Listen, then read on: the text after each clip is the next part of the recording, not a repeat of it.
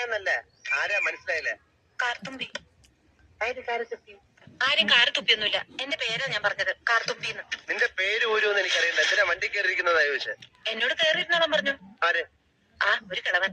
അങ്ങനെ ഒരു കിളവൻ പറഞ്ഞ കയറിയിരിക്കാനുള്ള വണ്ടി ഒന്നുമില്ല. ഇങ്ങോട്ട് ഇറങ്ങ വേണ്ടേ? പിന്നെന്തിനാ കാശ് എണ്ണി വാങ്ങിച്ചത്? ആര്?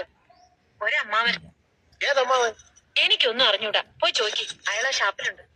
ഷാപ്പിൽ? ദേ വരുന്നു. അങ്ങോട്ട് ചോദിച്ചോളൂ, എന്താ ചോദിക്കണമെന്ന് വെച്ചാ. അമ്മാവാ, ഞാൻ എന്തൊക്കെയോ പറയുന്നു. മര്യാദയ്ക്ക് സംസാരിച്ച് ചവിട്ടിന്റെ ഇയാളാണോ ഈ പെണ്ണിന്റെ കാശ് വാങ്ങിയത്? അമ്മാവൻ കാശിന് വാങ്ങിയില്ല. കാലേ പറഞ്ഞു അമ്മാവൻ കാശ് വാങ്ങിയത്. പിന്നെ ഇയാളെ ഇത് എന്റെ അമ്മാവനാ. പിന്നെ അമ്മാവൻ കാശ് വാങ്ങിച്ചില്ലെന്ന് പറഞ്ഞു. അമ്മാവൻ കാശ് വാങ്ങിന്ന് പറഞ്ഞത് ശരിയാ, പക്ഷേ